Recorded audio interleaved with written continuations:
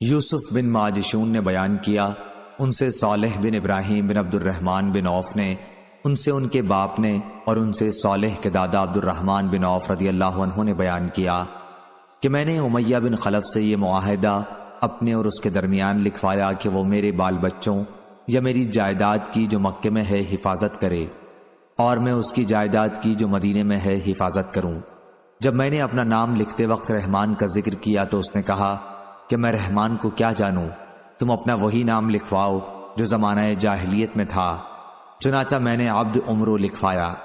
بدر کی لڑائی کے موقع پر میں ایک پہاڑ کی طرف گیا تاکہ لوگوں سے آنکھ بچا کر اس کی حفاظت کر سکوں، لیکن بلال رضی اللہ عنہ نے دیکھ لیا اور فوراً انصار کی ایک مجلس میں آئے۔ انہوں نے مجلس والوں سے کہا کہ یہ دیکھو، امیہ بن خلف کافر دشمن اسلام ادھر موجود ہے، اگر امیہ کافر بچ نکلا تو میری ناکامی ہوگی۔ چنانچہ ان کے ساتھ انصار کی ایک جماعت ہمارے پیچھے ہو لی۔ جب مجھے خوف ہوا کہ اب یہ لوگ ہمیں آ لیں گے تو میں نے اس کے ایک لڑکے کو آگے کر دیا تاکہ اس کے ساتھ آنے والی جماعت مشغول رہے، لیکن لوگوں نے اسے قتل کر دیا اور پھر بھی وہ ہماری ہی طرف بڑھنے لگے۔ امیہ بہت بھاری جسم کا تھا۔ آخر جب جماعت انصار نے ہمیں آ لیا تو میں نے اسے کہا کہ زمین پر لیٹ جا۔ جب وہ زمین پر لیٹ گیا تو میں نے اپنا جسم اس کے اوپر ڈال دیا تاکہ لوگوں کو روک سکوں، لیکن لوگوں نے میرے جسم کے نیچے سے اس کے جسم پر تلوار کی ضربات لگائیں اور اسے قتل کر کے ہی چھوڑا۔ ایک صحابی نے اپنی تلوار سے میرے پاؤں کو بھی زخمی کر دیا تھا۔ عبد الرحمن بن عوف رضی اللہ عنہ اس کا نشان اپنے قدم کے اوپر ہمیں دکھایا کرتے تھے۔ صحیح بخاری حدیث نمبر 2301۔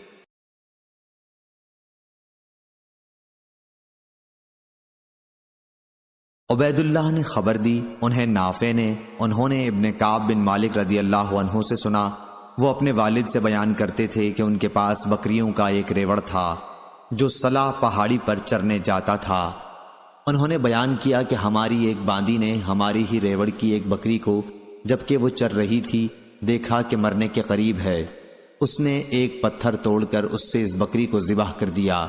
انہوں نے اپنے گھر والوں سے کہا کہ جب تک میں نبی کریم صلی اللہ علیہ وسلم سے اس کے بارے میں پوچھ نہ لوں اس کا گوشت نہ کھانا، یا یوں کہا کہ جب تک میں کسی کو نبی کریم صلی اللہ علیہ وسلم کی خدمت میں اس کے بارے میں پوچھنے کے لیے نہ بھیجوں۔ چنانچہ انہوں نے نبی کریم صلی اللہ علیہ وسلم سے اس کے بارے میں پوچھا یا کسی کو پوچھنے کے لیے حکم فرمایا۔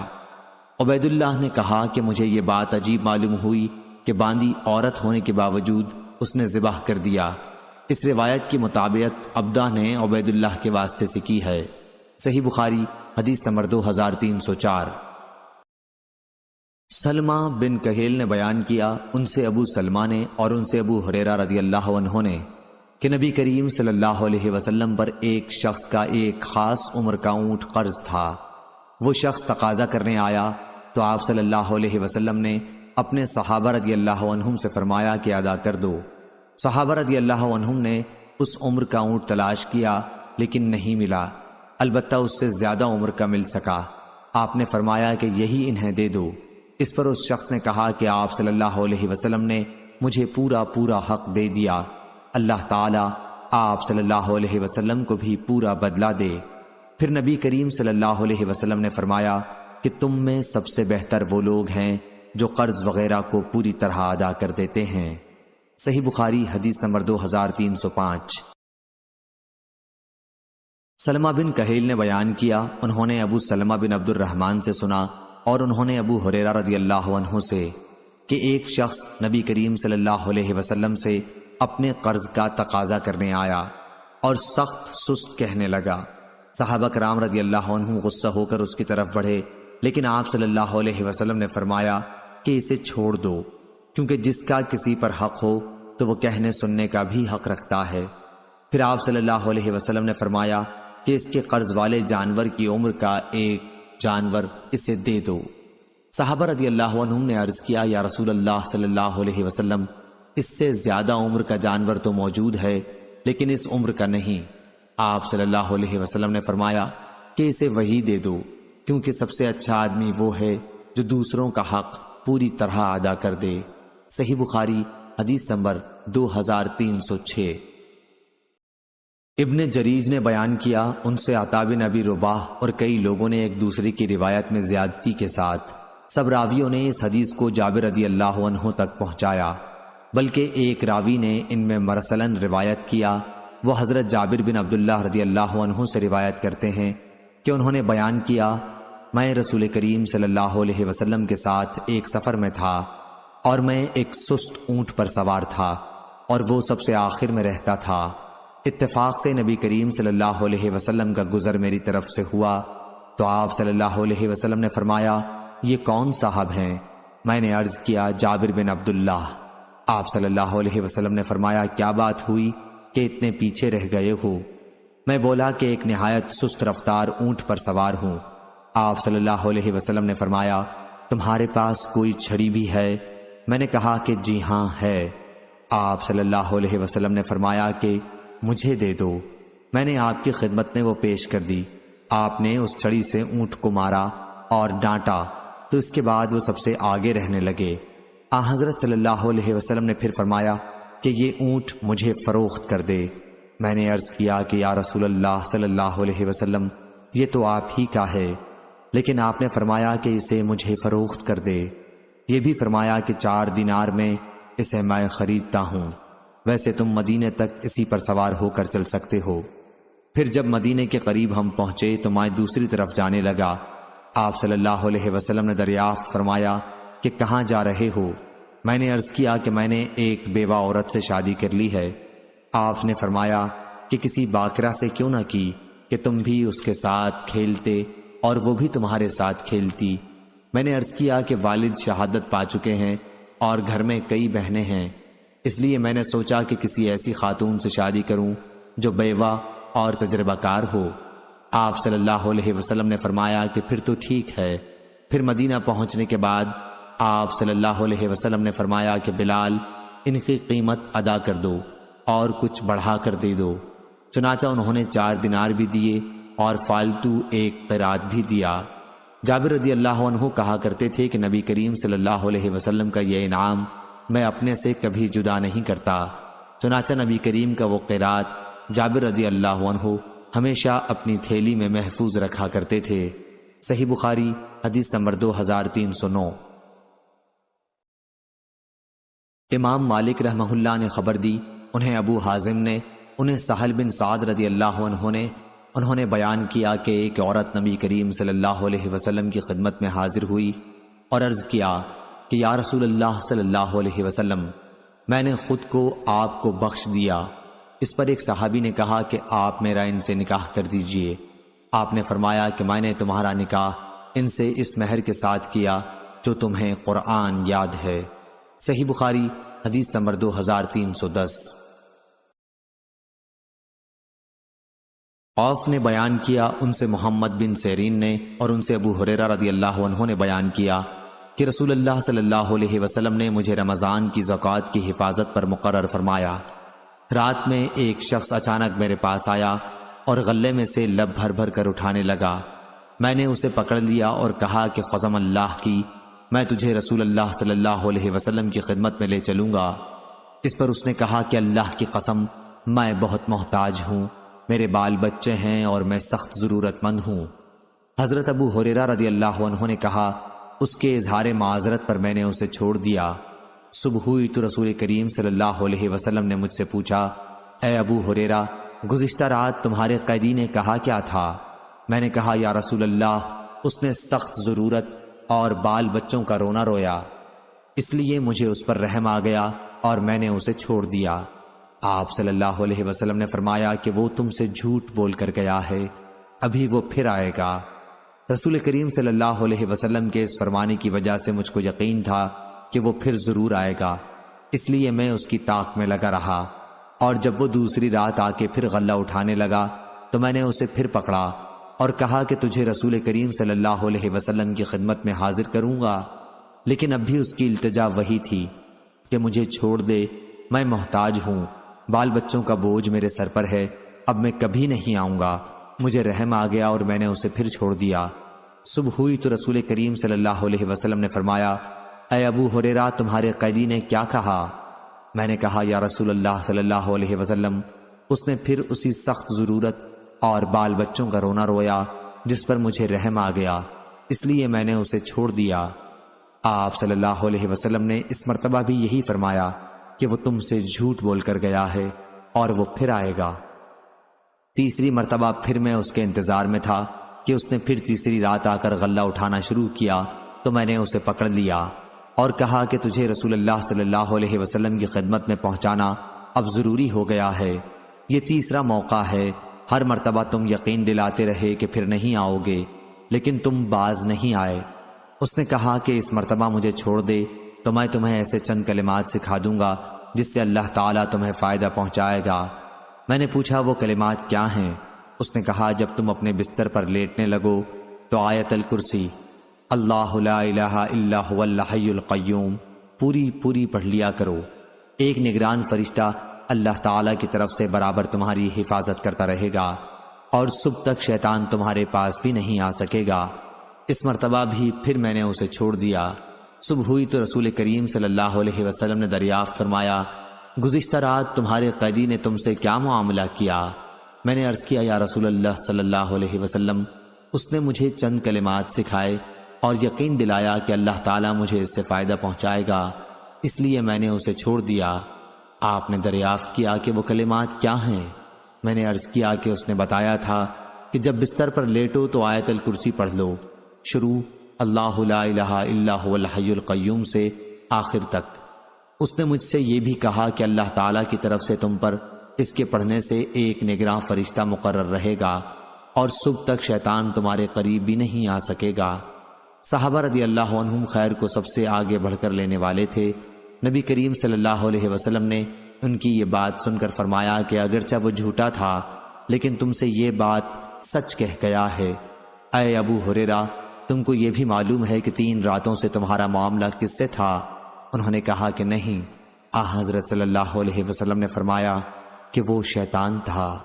صحیح بخاری حدیث نمبر 2311۔ یحییٰ بن ابی کثیر نے بیان کیا کہ میں نے عقبہ بن عبد الغافر سے سنا اور انہوں نے ابو سعید خدری رضی اللہ عنہ سے، انہوں نے بیان کیا کہ بلال رضی اللہ عنہ نبی کریم صلی اللہ علیہ وسلم کی خدمت میں برنی کھجور کی ایک عمدہ قسم لے کر آئے۔ نبی کریم صلی اللہ علیہ وسلم نے فرمایا، یہ کہاں سے لائے ہو؟ انہوں نے کہا، ہمارے پاس خراب کھجور تھی، اس کی 2 سا اس کی 1 سا کے بدلے میں دے کر ہم اسے لائے ہیں تاکہ ہم یہ آپ کو کھلائیں۔ آپ نے فرمایا، توبہ توبہ، یہ تو سود ہے، بالکل سود، ایسا نہ کیا کر۔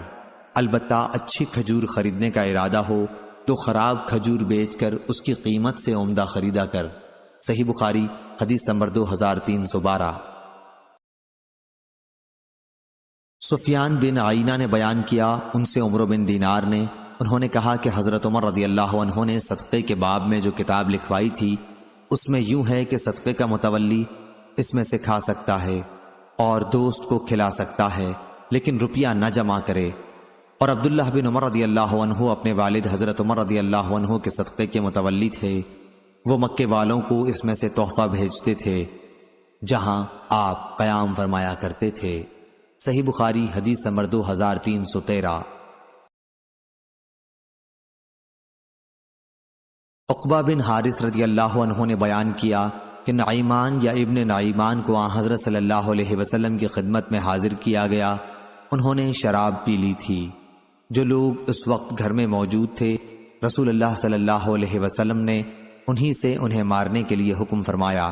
انہوں نے بیان کیا، میں بھی مارنے والوں میں تھا، ہم نے جوتوں اور چھڑیوں سے انہیں مارا تھا۔ صحیح بخاری حدیث نمبر 2316۔ عمرہ بنت عبد الرحمن نے خبر دی کہ عائشہ رضی اللہ عنہا نے بیان کیا، میں نے اپنے ہاتھوں سے نبی کریم صلی اللہ علیہ وسلم کے قربانی کے جانوروں کے قلادے بٹے تھے، پھر نبی کریم صلی اللہ علیہ وسلم نے ان جانوروں کو یہ قلادے اپنے ہاتھ سے پہنائے تھے۔ آپ صلی اللہ علیہ وسلم نے وہ جانور میرے والد کے ساتھ مکے میں قربانی کے لیے بھیجے، ان کی قربانی کی گئی۔ اس بھیجنے کی وجہ سے آپ صلی اللہ علیہ وسلم پر کوئی ایسی چیز حرام نہیں ہوئی جسے اللہ تعالیٰ نے آپ صلی اللہ علیہ وسلم کے لیے حلال کیا تھا۔ صحیح بخاری حدیث نمبر 2317۔ یحییٰ بن یحییٰ نے بیان کیا، کہا کہ میں نے امام مالک کے سامنے قرأت کی بواسطہ اسحاق بن عبداللہ کے کہ انہوں نے انس بن مالک رضی اللہ عنہ سے سنا۔ وہ بیان کرتے تھے کہ ابو طلحہ رضی اللہ عنہ مدینے میں انصار کے سب سے مالدار لوگوں میں سے تھے۔ بیرحا ایک باغ ان کا سب سے زیادہ محبوب مال تھا جو مسجد نبوی کے بالکل سامنے تھا۔ رسول کریم صلی اللہ علیہ وسلم بھی وہاں تشریف لے جاتے اور اس کا نہایت میٹھا عمدہ پانی پیتے تھے۔ پھر جب قرآن کی آیت لن تنالوا البر حتی تنفقوا مما تحبون اتری، تم نیکی ہرگز نہیں حاصل کر سکتے جب تک نہ خرچ کرو اللہ کی راہ میں وہ چیز جو تمہیں زیادہ پسند ہو، تو ابو طلحہ رضی اللہ عنہ رسول اللہ صلی اللہ علیہ وسلم کی خدمت میں آئے اور عرض کیا، یا رسول اللہ، اللہ تعالیٰ نے اپنی کتاب میں فرمایا ہے لن تنالوا البر حتی تنفقوا مما تحبون، اور مجھے اپنے مال میں سب سے زیادہ پسند میرا یہی باغ بیرحا ہے، یہ اللہ کی راہ میں صدقہ ہے، اس کی نیکی اور ذخیرہ ثواب کی امید میں صرف اللہ تعالیٰ سے رکھتا ہوں، بس آپ صلی اللہ علیہ وسلم جہاں مناسب سمجھیں اسے خرچ فرما دیں۔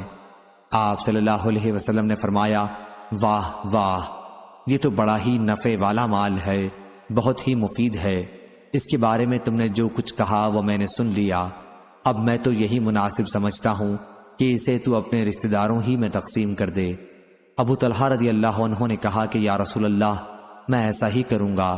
چنانچہ یہ کنواں انہوں نے اپنے رشتہ داروں اور چچا کی اولاد میں تقسیم کر دیا۔ اس روایت کی مطابقت اسماعیل نے مالک سے کی ہے اور روح نے مالک سے لفظ رائح کے بجائے رابح نقل کیا ہے۔ صحیح بخاری حدیث نمبر 2318۔ ابو اسامہ نے بیان کیا، انہوں نے کہا کہ ہم سے برید بن عبداللہ نے، انہوں نے کہا کہ ہم سے ابو بردہ نے فرمایا، اور ان سے ابو موسیٰ اشعری رضی اللہ عنہ نے بیان کیا کہ نبی کریم صلی اللہ علیہ وسلم نے فرمایا، امانت دار خزانچی جو خرچ کرتا ہے، بعض دفعہ یہ فرمایا کہ جو دیتا ہے حکم کے مطابق کامل اور پوری طرح جس چیز کے دینے کا اسے حکم ہو اور اسے دیتے وقت اس کا دل بھی خوش ہو تو وہ بھی صدقہ کرنے والوں میں سے ایک ہے۔ صحیح بخاری حدیث نمبر 2319۔ ابو ایوانہ نے بیان کیا، ان سے قتادہ نے اور ان سے انس بن مالک رضی اللہ عنہ نے کہ رسول اللہ صلی اللہ علیہ وسلم نے فرمایا، کوئی بھی مسلمان جو ایک درخت کا پودا لگائے یا کھیت میں بیج بوئے، پھر اس میں سے پرند یا انسان یا جانور جو بھی کھاتے ہیں وہ اس کی طرف سے صدقہ ہے۔ صحیح بخاری حدیث نمبر 2320۔ ابو امامہ باہلی رضی اللہ عنہ نے بیان کیا، آپ کی نظر پھالی اور کھیتی کے بعض دوسرے آلات پر پڑی۔ آپ نے بیان کیا کہ میں نے نبی کریم صلی اللہ علیہ وسلم سے سنا ہے، آپ نے فرمایا کہ جس قوم کے گھر میں یہ چیز داخل ہو جاتی ہے تو اپنے ساتھ ذلت بھی لاتی ہے۔ صحیح بخاری حدیث نمبر 2321۔ یحییٰ بن ابی کثیر نے بیان کیا، ان سے ابو سلمہ نے اور ان سے ابو ہریرہ رضی اللہ عنہ نے بیان کیا کہ نبی کریم صلی اللہ علیہ وسلم نے فرمایا، جس شخص نے کوئی کتا رکھا اس نے روزانہ اپنے عمل سے ایک قیرات کی کمی کر لی، البتہ کھیتی یا مویشی کی حفاظت کے لیے کتے اس سے الگ ہیں۔ ابن سیرین اور ابو صالح نے ابو ہریرہ رضی اللہ عنہ کے واسطے سے بیان کیا بحوالہ نبی کریم صلی اللہ علیہ وسلم کہ بکری کے ریوڑ، کھیتی اور شکار کے کتے الگ ہیں۔ ابو حازم نے کہا، ابو ہریرہ رضی اللہ عنہ نے نبی کریم صلی اللہ علیہ وسلم سے کہ شکاری اور مویشی کے کتے الگ ہیں۔ صحیح بخاری حدیث نمبر 2322۔ صائب بن یزید نے بیان کیا کہ سفیان بن ابی ظہیر نے ازد شنواہ قبیلے کے ایک بزرگ سے سنا جو نبی کریم صلی اللہ علیہ وسلم کے صحابی تھے۔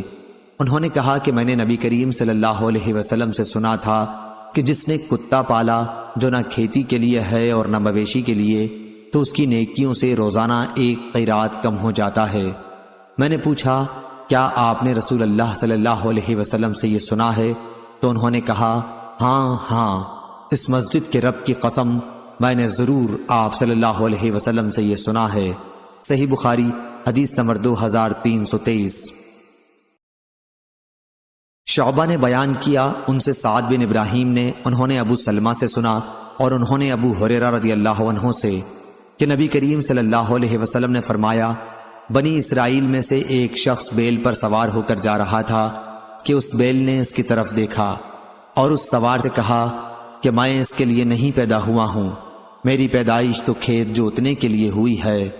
آپ نے فرمایا کہ میں اس پر ایمان لایا، اور ابو بکر و عمر رضی اللہ عنہ بھی ایمان لائے۔ اور ایک دفعہ ایک بھیڑیے نے ایک بکری پکڑ لی تھی تو گڈریے نے اس کا پیچھا کیا۔ بھیڑیا بولا، آج تو اسے بچاتا ہے، جس دن مدینہ اجاڑ ہوگا درندے ہی درندے رہ جائیں گے، اس دن میرے سوا کون بکریوں کا چرانے والا ہوگا؟ آپ نے فرمایا کہ میں اس پر ایمان لایا، اور ابو بکر و عمر رضی اللہ عنہ بھی۔ ابو سلمہ نے کہا کہ ابو بکر و عمر رضی اللہ عنہ اس مجلس میں موجود نہیں تھے۔ صحیح بخاری حدیث نمبر 2324۔ ابو زناد نے بیان کیا، ان سے اعرج نے اور ان سے ابو ہریرہ رضی اللہ عنہ نے بیان کیا کہ انصار نے نبی کریم صلی اللہ علیہ وسلم سے کہا کہ ہمارے باغات آپ ہم میں اور مہاجر بھائیوں میں تقسیم فرما دیں۔ آپ صلی اللہ علیہ وسلم نے انکار کیا تو انصار نے مہاجرین سے کہا کہ آپ لوگ درختوں میں محنت کرو، ہم تم میوے میں شریک رہیں گے۔ انہوں نے کہا، اچھا، ہم نے سنا اور قبول کیا۔ صحیح بخاری حدیث نمبر 2325۔ عبداللہ بن عمر رضی اللہ عنہ نے بیان کیا کہ نبی کریم صلی اللہ علیہ وسلم نے بنی نظیر کے کھجوروں کے باغ جلا دیے اور کاٹ دیے۔ انہی کے باغات کا نام بویرہ تھا، اور حسان رضی اللہ عنہ کا یہ شعر اسی کے متعلق ہے۔ بنی لوئی قریش کے سرداروں پر غلبے کو بویرہ کی آگ نے آسان بنا دیا، جو ہر طرف پھیلتی ہی جا رہی تھی۔ صحیح بخاری حدیث نمبر 2326۔ یحییٰ بن سعید نے خبر دی، انہیں حنظلہ بن قیس انصاری نے، انہوں نے رافع بن خدیج رضی اللہ عنہ سے سنا۔ وہ بیان کرتے تھے کہ مدینے میں ہمارے پاس کھیت اوروں سے زیادہ تھے، ہم کھیتوں کو اس شرط کے ساتھ دوسروں کو جوتنے اور بونے کے لیے دیا کرتے تھے کہ کھیت کے ایک مقررہ حصے کی پیداوار مالک زمین لے گا۔ بعض دفعہ ایسا ہوتا کہ خاص اسی حصے کی پیداوار ماری جاتی اور سارا کھیت سلامت رہتا، اور بعض دفعہ سارے کھیت کی پیداوار ماری جاتی اور یہ خاص حصہ بچ جاتا۔ اس لیے ہمیں اس طرح معاملہ کرنے سے روک دیا گیا، اور سونا اور چاندی کے بدل ٹھیکہ دینے کا تو اس وقت رواج ہی نہ تھا، نقدی کرائے کا معاملہ اس وقت نہیں ہوا کرتا تھا۔ صحیح بخاری حدیث نمبر 2327۔ عبداللہ بن عمر رضی اللہ عنہ نے خبر دی کہ رسول اللہ صلی اللہ علیہ وسلم نے خیبر کے یہودیوں سے وہاں کی زمین میں پھل، کھیتی اور جو بھی پیداوار ہو اس کے آدھے حصے پر معاملہ کیا تھا۔ آپ صلی اللہ علیہ وسلم اس میں سے اپنی بیویوں کو 100 وسق دیتے تھے، جس میں 80 وسق کھجور ہوتی اور 20 وسق جو۔ پھر حضرت عمر رضی اللہ عنہ نے اپنے عہد خلافت میں جب خیبر کی زمین تقسیم کی تو ازواج مطہرات کو آپ نے اس کا اختیار دیا کہ اگر وہ چاہیں تو انہیں بھی وہاں کا پانی اور قطع زمین دے دیا جائے، یا وہی پہلی صورت باقی رکھی جائے۔ چنانچہ بعض نے زمین لینا پسند کیا اور بعض نے پیداوار سے وسق لینا پسند کیا۔ حضرت عائشہ رضی اللہ عنہا نے زمین ہی لینا پسند کیا تھا۔ صحیح بخاری حدیث نمبر 2328۔ یحییٰ بن سعید نے بیان کیا، ان سے عبید اللہ نے، ان سے نافع نے اور ان سے عبداللہ بن عمر رضی اللہ عنہ نے کہ نبی کریم صلی اللہ علیہ وسلم نے خیبر کے پھل اور اناج کی آدھی پیداوار پر وہاں کے رہنے والوں سے معاملہ کیا تھا۔ صحیح بخاری حدیث نمبر 2329۔ عمرو بن دینار نے کہا کہ میں نے طاؤس سے عرض کیا، کاش آپ بٹائی کا معاملہ چھوڑ دیتے، کیونکہ ان لوگوں رافع بن خدیج اور جابر بن عبداللہ رضی اللہ عنہم وغیرہ کا کہنا ہے نبی کریم صلی اللہ علیہ وسلم نے اس سے منع فرمایا ہے۔ اس پر طاؤس نے کہا کہ میں تو لوگوں کو زمین دیتا ہوں اور ان کا فائدہ کرتا ہوں، اور صحابہ رضی اللہ عنہم میں جو بڑے عالم تھے انہوں نے مجھے خبر دی ہے، آپ کی مراد ابن عباس رضی اللہ عنہ سے تھی، کہ نبی کریم صلی اللہ علیہ وسلم نے اس سے نہیں روکا، بلکہ آپ نے صرف یہ فرمایا تھا کہ اگر کوئی شخص اپنے بھائی کو اپنی زمین مفت دے دے تو یہ اس سے بہتر ہے کہ اس کا محصول لے۔ صحیح بخاری حدیث نمبر 2330۔ عبید اللہ نے خبر دی، انہیں نافع نے اور ان سے عبداللہ بن عمر رضی اللہ عنہ نے بیان کیا کہ رسول اللہ صلی اللہ علیہ وسلم نے خیبر کی زمین یہودیوں کو اس شرط پر سونپی تھی کہ اس میں محنت کریں اور جوتیں بوئیں اور اس کی پیداوار کا آدھا حصہ لیں۔ صحیح بخاری حدیث نمبر 2331۔ سفیان بن عینہ نے خبر دی، انہیں یحییٰ بن سعید انصاری نے، انہوں نے حنظلہ زرقی سے سنا کہ رافع بن خدیج رضی اللہ عنہ نے کہا، ہمارے پاس مدینے کے دوسرے لوگوں کے مقابلے میں زمین زیادہ تھی۔ ہمارے یہاں طریقہ یہ تھا کہ جب زمین بصورت جنس کرائے پر دیتے تو یہ شرط لگا دیتے کہ اس حصے کی پیداوار تو میری رہے گی اور اس حصے کی تمہاری رہے گی۔ پھر کبھی ایسا ہوتا کہ ایک حصے کی پیداوار خوب ہوتی اور دوسرے کی نہ ہوتی، اس لیے نبی کریم صلی اللہ علیہ وسلم نے لوگوں کو اس طرح معاملہ کرنے سے منع فرما دیا۔ صحیح بخاری حدیث نمبر 2332۔ موسیٰ بن عقبہ نے بیان کیا، ان سے نافع نے اور ان سے عبداللہ بن عمر رضی اللہ عنہ نے کہ نبی کریم صلی اللہ علیہ وسلم نے فرمایا، 3 آدمی کہیں چلے جا رہے تھے کہ بارش نے ان کو آ لیا۔ تینوں نے ایک پہاڑ کی غار میں پناہ لے لی۔ اچانک اوپر سے ایک چٹان غار کے سامنے آ گری اور انہیں غار کے اندر بالکل بند کر دیا۔ اب ان میں سے بعض لوگوں نے کہا کہ تم اب اپنے ایسے کاموں کو یاد کرو جنہیں تم نے خالص اللہ تعالیٰ کے لیے کیا ہو، اور اسی کام کا واسطہ دے کر اللہ تعالیٰ سے دعا کرو، ممکن ہے اس طرح اللہ تعالیٰ تمہاری اس مصیبت کو ٹال دے۔ چنانچہ ایک شخص نے دعا شروع کی، اے اللہ، میرے والدین بہت بوڑھے تھے اور میرے چھوٹے چھوٹے بچے بھی تھے، میں ان کے لیے جانور چرایا کرتا تھا، پھر جب واپس ہوتا تو دودھ دوہتا، سب سے پہلے اپنی اولاد سے بھی پہلے میں والدین ہی کو دودھ پلاتا تھا۔ ایک دن دیر ہو گئی اور رات گئے تک گھر واپس آیا، اس وقت میرے ماں باپ سو چکے تھے۔ میں نے معمول کے مطابق دودھ دوہا اور اس کا پیالہ لے کر میں ان کے سرہانے کھڑا ہو گیا۔ میں نے پسند نہیں کیا انہیں جگاؤں، لیکن اپنے بچوں کو بھی والدین سے پہلے پلانا مجھے پسند نہیں تھا۔ بچے صبح تک میرے قدموں پر پڑے تڑپتے رہے، پس اگر تیرے نزدیک بھی میرا یہ عمل صرف تیری رضا کے لیے تھا تو غار سے اس چٹان کو ہٹا کر ہمارے لیے اتنا راستہ بنا دے کہ آسمان نظر آ سکے۔ چنانچہ اللہ تعالیٰ نے راستہ بنا دیا اور انہیں آسمان نظر آنے لگا۔ دوسرے نے کہا، اے اللہ، میری ایک چچا زاد بہن تھی، مرد عورتوں سے جس طرح کی انتہائی محبت کر سکتے ہیں مجھے اس سے اتنی ہی محبت تھی۔ میں نے اسے اپنے پاس بلانا چاہا لیکن وہ 100 دینار دینے کی صورت میں راضی ہوئی۔ میں نے کوشش کی اور وہ رقم جمع کی، پھر جب میں اس کے دونوں پاؤں کے درمیان بیٹھ گیا تو اس نے مجھ سے کہا، اے اللہ کے بندے، اللہ سے ڈر اور اس کی مہر کو حق کے بغیر نہ توڑ۔ میں یہ سنتے ہی دور ہو گیا، اگر میرا یہ عمل تیرے علم میں بھی تیری رضا ہی کے لیے تھا تو اس غار سے پتھر کو ہٹا دے۔ پس غار کا منہ کچھ اور کھلا۔ اب تیسرا بولا کہ اے اللہ، میں نے ایک مزدور 3 فرق چاول کی مزدوری پر مقرر کیا تھا، جب اس نے اپنا کام پورا کر لیا تو مجھ سے کہا کہ اب میری مزدوری مجھے دے دے۔ میں نے پیش کر دی لیکن اس وقت وہ انکار کر بیٹھا۔ پھر میں برابر اس کی اجرت پر کاشت کرتا رہا، اس کے نتیجے میں بڑھنے سے بیل اور چرواہے میرے پاس جمع ہو گئے۔ اب وہ شخص آیا اور کہنے لگا کہ اللہ سے ڈر۔ میں نے کہا کہ بیل اور اس کے چرواہے کے پاس جا اور اسے لے لے۔ اس نے کہا، اللہ سے ڈر اور مجھ سے مذاق نہ کر۔ میں نے کہا کہ میں مذاق نہیں کر رہا ہوں، یہ سب تیرا ہی ہے، اب تم اسے لے جاؤ۔ پس اس نے ان سب پر قبضہ کر لیا۔ الہی، اگر تیرے علم میں بھی میں نے یہ کام تیری خوشنودی ہی کے لیے کیا تھا تو اس غار کو کھول دے۔ اب وہ غار پورا کھل چکا تھا۔ ابو عبداللہ امام بخاری نے کہا، ابن عقبہ نے نافع سے اپنی روایت میں فبغیت کے بجائے فصاعیت نقل کیا ہے۔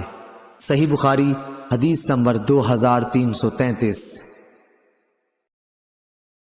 عبد الرحمن بن مہدی نے خبر دی، انہیں امام مالک نے، انہیں زید بن اسلم نے، ان سے ان کے والد نے بیان کیا کہ عمر رضی اللہ عنہ نے فرمایا، اگر مجھے بعد میں آنے والے مسلمانوں کا خیال نہ ہوتا تو میں جتنے شہر بھی فتح کرتا انہیں فتح کرنے والوں میں ہی تقسیم کرتا جاتا، بالکل اسی طرح جس طرح نبی کریم صلی اللہ علیہ وسلم نے خیبر کی زمین تقسیم فرما دی تھی۔ صحیح بخاری حدیث نمبر 2334۔ عبید اللہ بن ابی جعفر نے بیان کیا، ان سے محمد بن عبد الرحمن نے، ان سے عروہ نے اور ان سے عائشہ رضی اللہ عنہا نے کہ نبی کریم صلی اللہ علیہ وسلم نے فرمایا، جس نے کوئی ایسی زمین آباد کی جس پر کسی کا حق نہیں تھا تو اس زمین کا وہی حقدار ہے۔ عروہ نے بیان کیا کہ حضرت عمر رضی اللہ عنہ نے اپنے عہد خلافت میں یہی فیصلہ کیا تھا۔ صحیح بخاری حدیث نمبر 2335۔ اسماعیل بن جعفر نے بیان کیا، ان سے موسیٰ بن عقبہ نے، ان سے سالم بن عبداللہ بن عمر رضی اللہ عنہ نے اور ان سے ان کے باپ نے کہ نبی کریم صلی اللہ علیہ وسلم نے مکے کے لیے تشریف لے جاتے ہوئے جب ذوالحلیفہ میں نالے کے نشیب میں رات کے آخری حصے میں پڑاؤ کیا تو آپ صلی اللہ علیہ وسلم سے خواب میں کہا گیا کہ آپ اس وقت ایک مبارک وادی میں ہیں۔ موسیٰ بن عقبہ راوی حدیث نے بیان کیا کہ سالم بن عبداللہ بن عمر رضی اللہ عنہ نے بھی ہمارے ساتھ وہیں اونٹ بٹھایا جہاں عبداللہ بن عمر رضی اللہ عنہ بٹھایا کرتے تھے، تاکہ اس جگہ قیام کر سکیں جہاں نبی کریم صلی اللہ علیہ وسلم نے قیام فرمایا تھا۔ یہ جگہ وادی عقیق کی مسجد سے نالے کی نشیب میں ہے، وادی عقیق اور راستے کے درمیان میں۔ صحیح بخاری حدیث نمبر 2336۔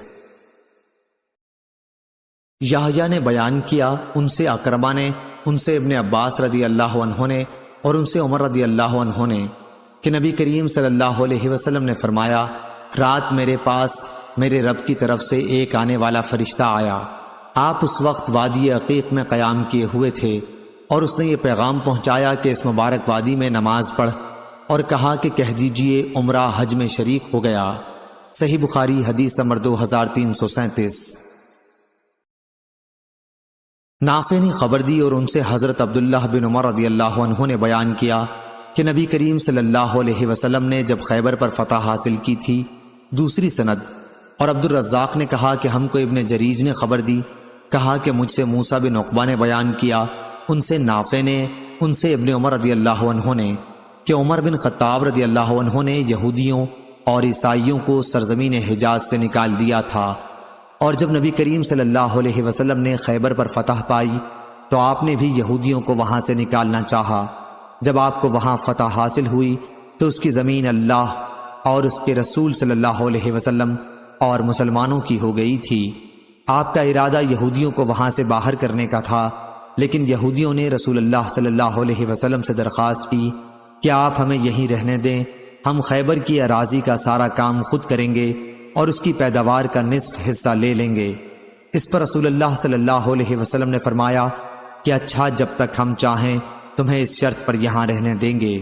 چنانچہ وہ لوگ وہیں رہے، اور پھر عمر رضی اللہ عنہ نے انہیں تیمہ اور اریحہ کی طرف جلا وطن کر دیا۔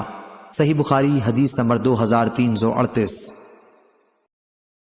امام اوزائی نے خبر دی، انہیں رافع بن خدیج رضی اللہ عنہ کے غلام ابو نجاشی نے، انہوں نے رافع بن خدیج بن رافع رضی اللہ عنہ سے سنا، اور انہوں نے اپنے چچا زہیر بن رافع رضی اللہ عنہ سے۔ زہیر رضی اللہ عنہ نے بیان کیا کہ نبی کریم صلی اللہ علیہ وسلم نے ہمیں ایک ایسے کام سے منع کیا تھا جس میں ہمارا بظاہر ذاتی فائدہ تھا۔ اس پر میں نے کہا کہ رسول اللہ صلی اللہ علیہ وسلم نے جو کچھ بھی فرمایا وہ حق ہے۔ زہیر رضی اللہ عنہ نے بیان کیا کہ مجھے رسول اللہ صلی اللہ علیہ وسلم نے بلایا اور دریافت فرمایا کہ تم لوگ اپنے کھیتوں کا معاملہ کس طرح کرتے ہو؟ میں نے کہا کہ ہم اپنے کھیتوں کو بونے کے لیے نہر کے قریب کی زمین کی شرط پر دے دیتے ہیں، اس طرح کھجور اور جو کے چند وسق پر۔ یہ سن کر آپ صلی اللہ علیہ وسلم نے فرمایا کہ ایسا نہ کرو، یا خود اس میں کھیتی کیا کرو یا دوسروں سے کراؤ، ورنہ اسے یوں خالی ہی چھوڑ دو۔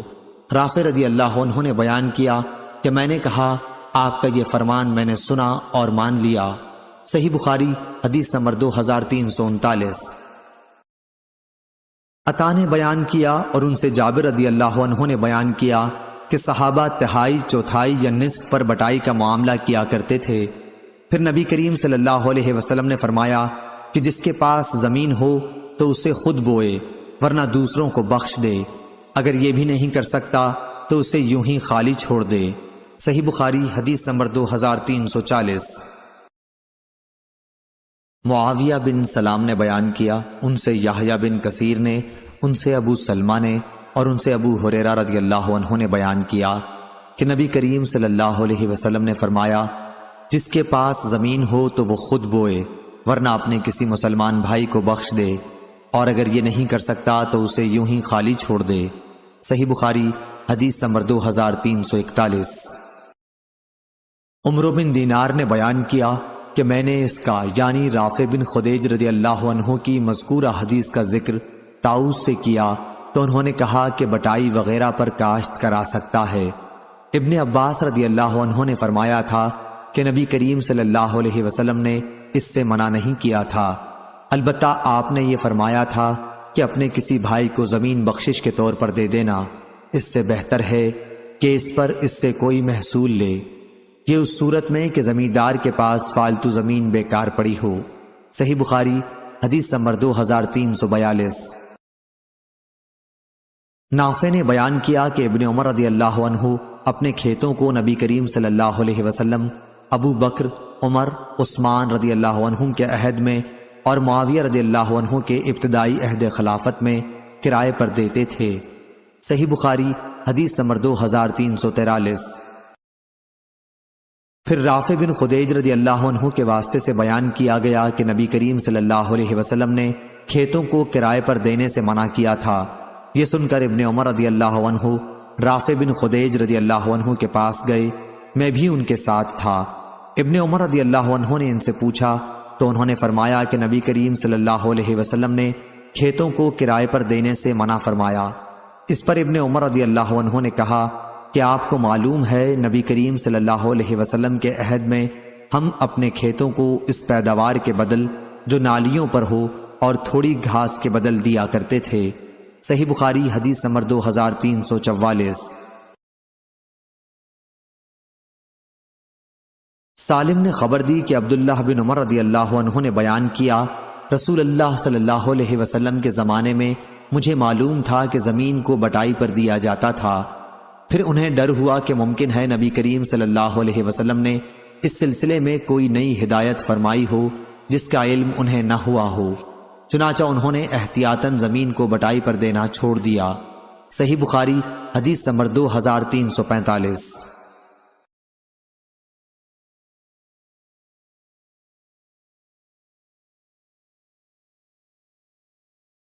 ہلال بن علی نے بیان کیا، دوسری سند اور ہم سے عبداللہ بن محمد نے بیان کیا، انہوں نے کہا کہ ہم سے ابو عامر نے بیان کیا، ان سے فلیح نے بیان کیا، ان سے ہلال بن علی نے، ان سے عطا بن یسار نے اور اسے ابو ہریرہ رضی اللہ عنہ نے کہ نبی کریم صلی اللہ علیہ وسلم ایک دن بیان فرما رہے تھے، ایک دیہاتی بھی مجلس میں حاضر تھا کہ اہل جنت میں سے ایک شخص اپنے رب سے کھیتی کرنے کی اجازت چاہے گا، اللہ تعالیٰ اس سے فرمائے گا کہ اپنی موجودہ حالت پر تو راضی نہیں ہے؟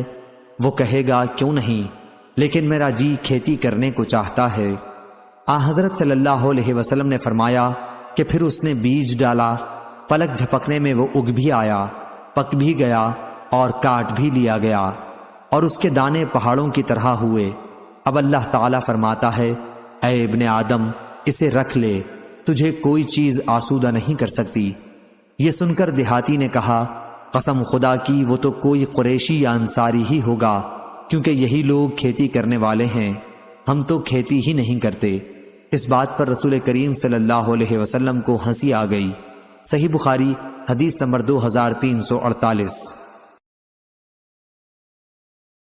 یعقوب بن عبد الرحمن نے بیان کیا، ان سے ابو حازم سلمہ بن دینار نے، ان سے سہل بن سعد رضی اللہ عنہ نے کہ جمعے کے دن ہمیں بہت خوشی اس بات کی ہوتی تھی کہ ہماری ایک بوڑھی عورت تھیں جو اس چقندر کو اکھاڑ لاتی جسے ہم اپنے باغ کی مینڈوں پر بو دیا کرتے تھے، وہ ان کو اپنی ہانڈی میں پکاتی اور اس میں تھوڑے سے جو بھی ڈال دیتی۔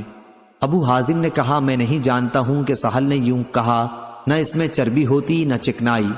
پھر جب ہم جمعے کی نماز پڑھ لیتے تو ان کی خدمت میں حاضر ہوتے، وہ اپنا پکوان ہمارے سامنے کر دیتی، اور اس لیے ہمیں جمعے کے دن کی خوشی ہوتی تھی۔